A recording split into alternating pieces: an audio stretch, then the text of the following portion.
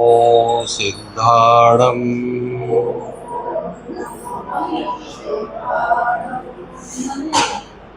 ॐ नमो आयर्याणम्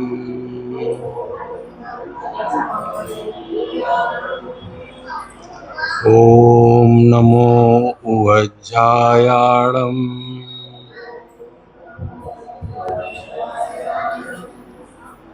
ॐ नमो लोये सब्बसाहूणम्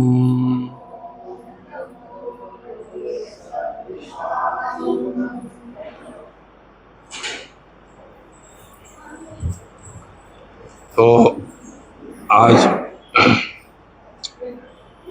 का दिन जो है वो सत्य को समर्पित है, उत्तम सत्य को।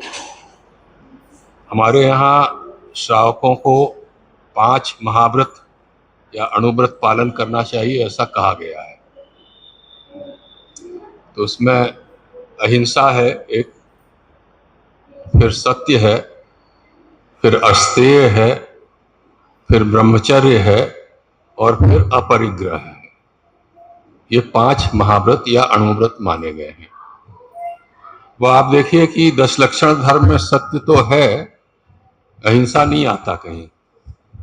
अहिंसा का कोई दिन समर्पित नहीं है वो सब में समाहित है। अब सत्य को भी कई प्रकार से व्याख्या करते हैं लोग। मैं आपको कुछ उदाहरण देके ही बातें करूंगा। ऐसे क्योंकि इसका अर्थ मुख्य रूप से यह है कि आपके हृदय की सरलता, किसी को कष्ट न देना और इस प्रकार से बात करना या कहना कि उसको कष्ट ना हो, किसी को आपके बोलने से गलत किसी को संदेश न जाए। सत्य के अब बहुत सारे रूप हैं, क्योंकि आप कभी कभी सत्य बोलो और किसी की हानि हो जाए। तो ऐसे में कहा गया है कि ऐसे सत्य को भी मत बोलो। कबीरदास जी की का दोहा प्रसिद्ध है कि ऐसी वाणी बोलिए मन का आपा खोए, औरन को शीतल लगे आपहु शीतल होए। तो सबको शीतल लगना चाहिए। ऐसा सत्य बोलने पर ही आपकी एक मन की एक शुचिता रहती है। और ऐसा सत्य भी नहीं बोलना चाहिए कि आपने सत्य बोला और उसकी हानि हो जाए, या ऐसा सत्य भी नहीं बोलना चाहिए कि आपने बोला और आप मुसीबत में पड़ जाएं। तो उस समय कैसे व्यवहार करें, वो श्रावकों के लिए ये सब निर्दिष्ट है कि आप किस प्रकार से अपने को प्रकट करें। तो इसमें सबसे प्रसिद्ध जो कहानी है सत्य को लेकर के बनारस में, वो है राजा हरिश्चंद्र की। आप लोगों ने तो सुनी होगी। और यहाँ पर हरिश्चंद्र घाट भी है, और यहाँ पर 2 श्मशान घाट हैं बनारस में। एक मणिकर्णिका घाट है और एक हरिश्चंद्र घाट है। और हरिश्चंद्र घाट जो है वो, उसको छोटा घाट कहते हैं लोग।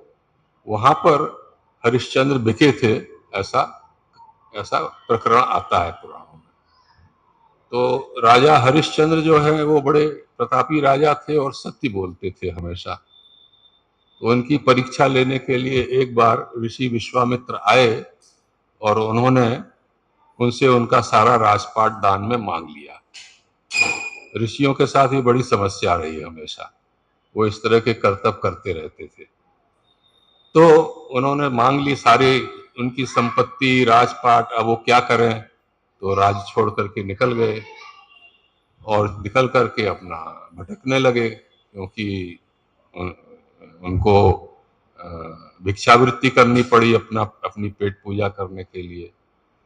और उनके उनके पत्नी और उनकी लड़का बेटा वो भी साथ में था, बेटा छोटा था।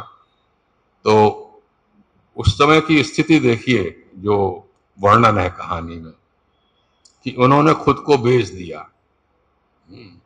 मतलब उस समय आदमी बिकते भी थे, और खुद को ही नहीं बेचा, अपनी पत्नी को भी बेच दिया।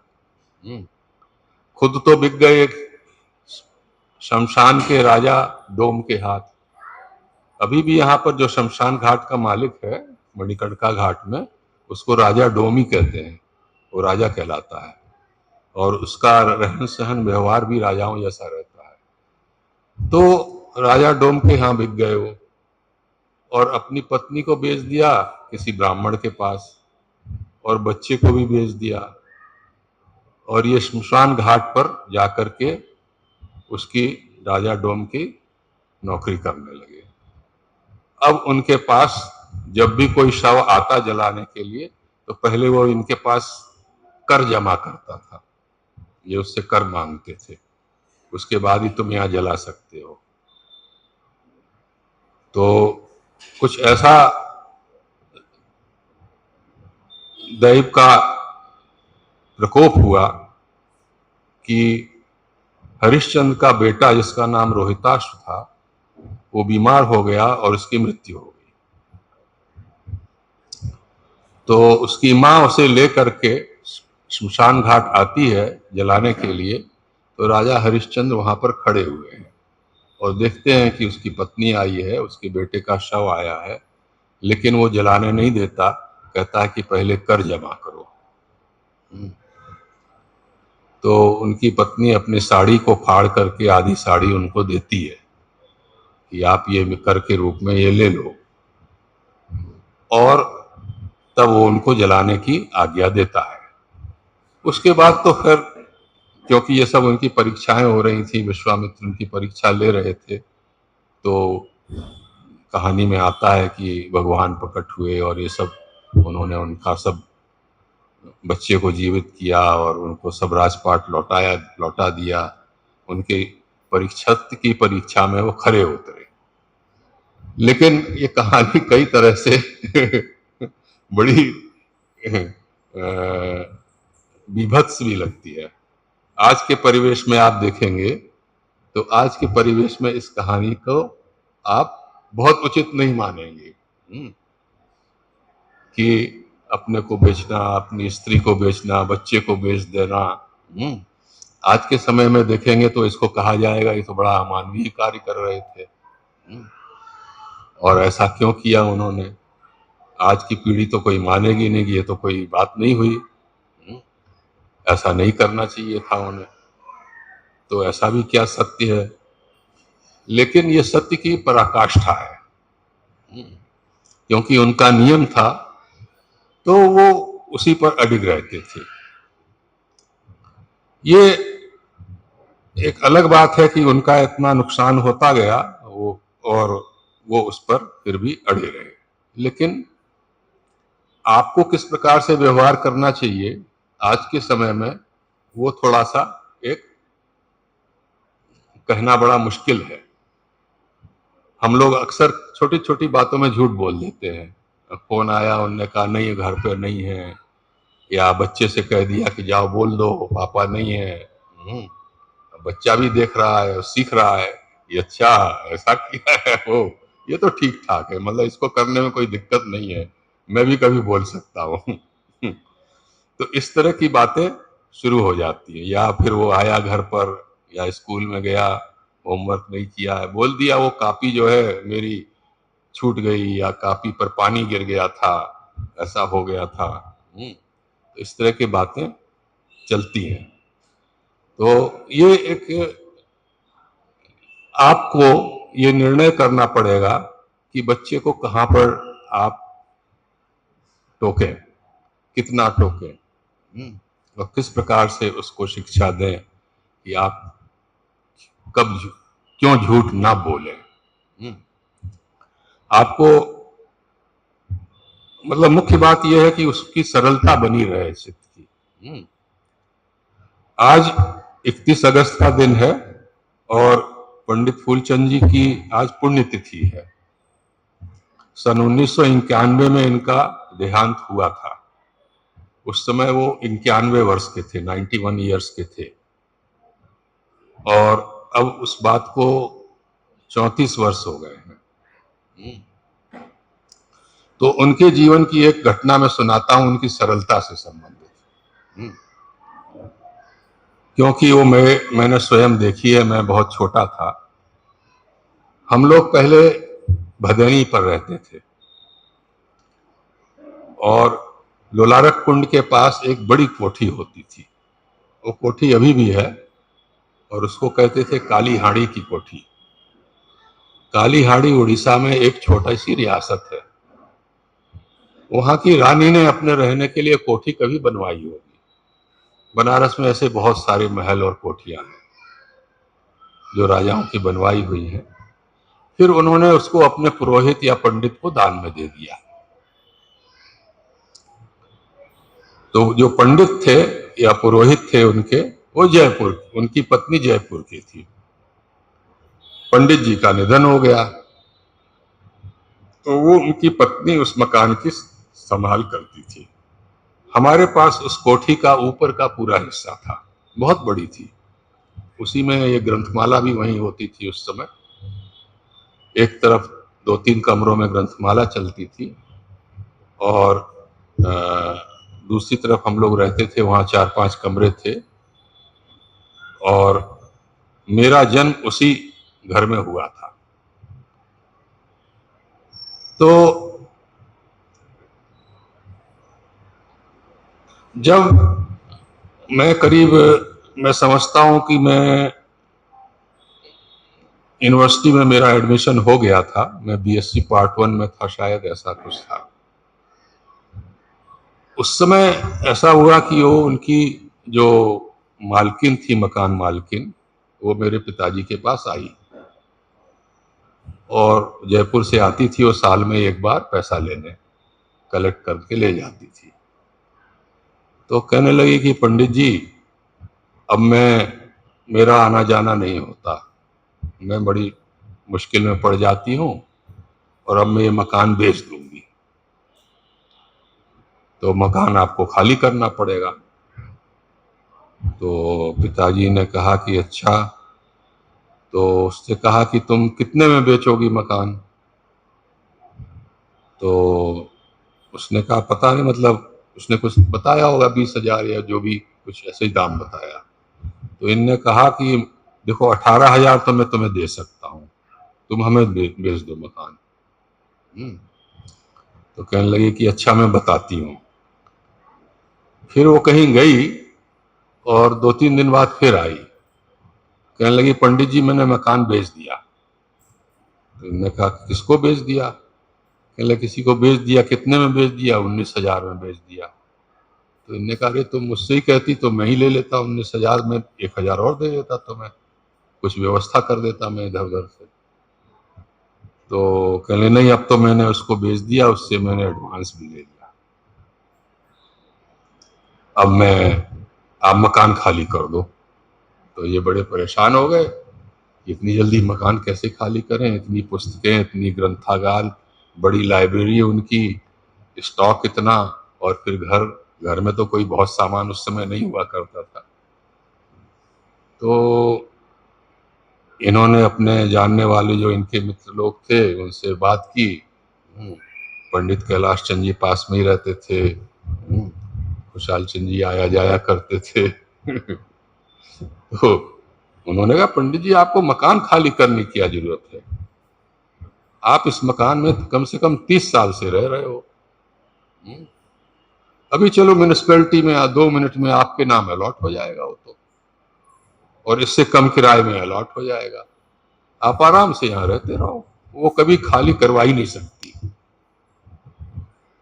वो मुकदमा भी कर दे तो भी खाली नहीं करवा सकती। उस समय ऐसे नियम थे, किराएदार को निकाल नहीं सकते थे आप, अलॉट हो जाता था मकान। तो ये बड़े पशोपेश में पड़ गए, कहने लगे कि ये विधवा स्त्री है, अकेली आती है, और मैं इसके साथ इस प्रकार से व्यवहार करूंगा तो क्या होगा। तो ये बड़े परेशान रहे, और फिर मैं जाऊंगा कहाँ? तो अल्टीमेटली किसी ने सुझाव दिया कि आप तो सन्मति निकेतन, इस परिसर का नाम पूरा सन्मति जैन निकेतन है, अभी भी इसका नाम यही है, और हम लोग मैं यहाँ बचपन से आता रहा हूँ, मेरे ये बिल्डिंग मेरे सामने बनी। मंदिर पहले बन गया था, ये कुछ दिनों बाद बनी। तो आप वहां पर इतने कमरे हैं, आप वहां ऊपर रहने लगो, खाली है वो तो सब। किसी ने कहा उनसे, तो फिर उन्होंने कहा भाई देखो मैं संस्था का मंत्री हूँ, कोई कहेगा कि देखो ये यहाँ रहने लगे, तो कह ले नहीं आप किराया दे देना। तो फिर उन्होंने कहा ये ठीक है, तो आप किराया आप लोग तय कर दो। तो कुछ जो भी किराया तय किया हो, उन्होंने किराया दिया। फिर ऊपर 5-6 कमरे थे, वो बिल्डिंग गिर गई, अब हम लोग यहाँ आकर रहने लगे। उन्होंने मकान छोड़ के उसको दे दिया कि तुम इसको बेच दो, हम जा रहे हैं। और 1 महीने में मकान खाली कर दिया। तो ये उनका एक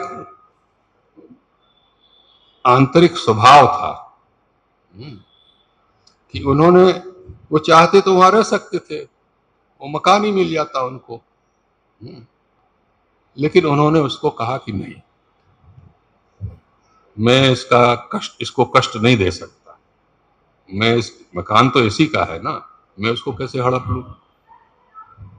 तो वो छोड़ करके तुरंत यहाँ आ गए और हम लोग यहाँ आकर रहने लगे। हम लोग यहाँ 8-10 वर्ष रहे यहाँ, और मेरी सारी पढ़ाई यहीं पर हुई। उसके बाद हम यहाँ से रविंद्रपुरी चले गए थे। तो ये उन मन की मतलब एक सरलता है, आपके मन में रुजुता नहीं आनी चाहिए। सत्य धर्म वही यही सिखाता है और कुछ नहीं। आप सरलता है तो आपके सत्य धर्म का पालन कर रहे हो, ठीक है। आप जानबूझकर किसी का बुरा नहीं कर रहे, जानबूझकर किसी को कष्ट नहीं दे रहे, और क्या चाहिए। लेकिन कभी कभी झूठ बोलने से भी कुछ, कभी कभी ऐसा झूठ बोलना जिससे किसी की जान बच जाए या उसको कुछ लाभ हो जाए, उसका कोई अनैतिक लाभ नहीं, ऐसा इसकी अनुमति दी गई है। और इससे संबंधित मैं आपको एक घटना बताऊं अपने जीवन की, कि मैं 2000 के पहले कई बार मैं कनाडा जाता था। वहाँ एक यूनिवर्सिटी है मैकमास्टर, तो वहाँ कुछ रिसर्च के सिलसिले में जाता था। एक बड़े सीनियर प्रोफेसर थे, उनके साथ कुछ काम कर रहा था मैं, और बड़े बड़े गंभीर और बड़े अच्छे, मतलब उनको आप देखो तो आप ऐसे ही प्रभावित हो जाओगे, विद्वान प्रोफेसर बड़े। मेरे क्षेत्र के, मैं न्यूक्लियर फिजिक्स का हूँ, बड़े भारी विद्वान। तो उनके साथ कुछ काम कर रहा था, एक बड़ा हम लोग पेपर लिख रहे थे, तो मैं कई बार गया। तो जब मैं वहां गया एक बार, तो पहली बार तो वो, जब मैं पहुंचा तो मिले, उसके बाद वो आए ना, डिपार्टमेंट ना आए। मैं रोज जाऊं अपना काम कुछ करता हूँ, तो ये आ नहीं रहे, अब मैं आगे काम कैसे बढ़ेगा, कुछ डिस्कस करना है, ये करना है, ये आ क्यों नहीं रहे हैं।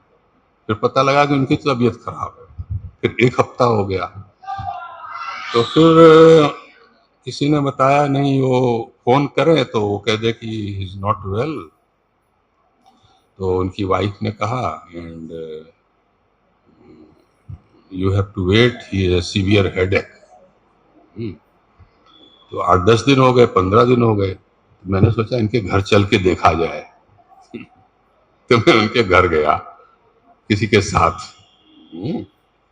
घर जाके मैंने देखा ये आराम से लेटे हुए हैं, कह रहे हैं कि मैं काम नहीं कर पा रहा हूँ, मुझे बड़ा भयंकर दर्द होता है सिर में। तो हमने डॉक्टर को क्यों नहीं दिखाया। तो वहां पर मेडिकल सिस्टम बड़ा अजीब सा है। ऐसे नहीं कि हम गए, डॉक्टर साहब जरा देख लो, ये दिक्कत हो रही है। बोले अपॉइंटमेंट लिया है तुमने। तो पहले तो अपने जो इनका फैमिली डॉक्टर या जो भी था, मतलब जहाँ रेगुलरली जाते थे, उसके पास जा रहे हैं, वो दवाई दे रहा है, वो कुछ उसने टेस्ट भी करवाए, कुछ नहीं पता लगा, फिर दूसरी दवाई दे रहा है, अब यही चल रहा है। तो हमने कहा हॉस्पिटल क्यों नहीं गए। कहने लगे इसने कहा है एमआरआई कराने के लिए, और एमआरआई में हॉस्पिटल में 3 महीने की लाइन है, क्यों है, उसके पहले नहीं होगा। मैंने कहा कौन सा अस्पताल है। कहने लगे अपने मैकमास्टर यूनिवर्सिटी का, मतलब मेरा डिपार्टमेंट तो उसके सामने ही हॉस्पिटल था बहुत बड़ा। मैंने कहा वो आपका एमआरआई नहीं करेंगे, आप तो वहाँ प्रोफेसर हो? कहे नहीं नहीं, वो क्यों लगी हुई है, और मैं कैसे जाऊं बीच में तोड़ के क्यों, वो तो नहीं लेंगे मुझे। तो मैंने कहा ये तो बड़ी अजीब बात है, और उसकी वाइफ भी बड़ी परेशान, यही सुनते नहीं है। मैंने इनसे कहा तुम टोरंटो चले जाओ, मेरी सिस्टर डॉक्टर है, ये है, मानते नहीं है। तो मैंने उनसे कहा कुछ सोच कर, मैंने कहा मुझे ये बताओ, उसका नाम डेनिस बर्ग था, तो हम डेनिस ये बताओ मुझे कि अगर इमरजेंसी आ जाए और तुम मरने लगो, ऐसे लगे कि अब तो जान जा रही है, तो क्या करेंगे? कहने लगे नहीं वो इमरजेंसी में तो तुरंत ले लेंगे। तो हमने कहा समझ लो इमरजेंसी आ गई तुम्हारी। मैंने कहा तुम्हारी इमरजेंसी आ चुकी है, तुम मरने वाले हो, और तुम अभी फोन करो और वो एम्बुलेंस भेजेंगे। कहने लगे ये तो गलत होगा, दिस इज नॉट एथिकल। मैं तो झूठ बोलूंगा। मैंने झूठ कहा है इसमें, तुम तो बीमार तो हो ही। बीमार तो तुम हो ही। तो उसने अल्टीमेटली उसकी वाइफ ने फोन किया, एम्बुलेंस आई, उसको ले गई, और जाते ही उसको सीधे एमआरआई में लिटा दिया उन्होंने, क्योंकि रिकमेंड किया हुआ था पहले से। तो वो जा करके वहां लेटा, उसके इतना बड़ा ट्यूमर निकला सिर में। उसका 3 दिन बाद सर्जरी हुई, और सर्जन कोई इंडियन था तो बड़ा खुश हुआ, लगा देखो कितनी बढ़िया सर्जरी की, मुझे पता ही नहीं लगा। और वो 1 हफ्ते बाद काम पर वापस आ गया। तो ये झूठ बोलना कोई झूठ बोलना नहीं हुआ, ऐसा मेरा कहना है। तो इन्हीं, देखिए आज बच्चों का दिन है, और मैं कोई विशेष ज्यादा चर्चा नहीं करूंगा, और इनके आनंद में बाधा नहीं बननी चाहिए। ये भी एक बड़ा अच्छा आयोजन आप लोगों ने किया है। तो मैं इसी कथा के घटना के साथ अपनी बात समाप्त करता हूं, और आप सबसे निवेदन करता हूं कि अपना कार्यक्रम आगे संपन्न करें।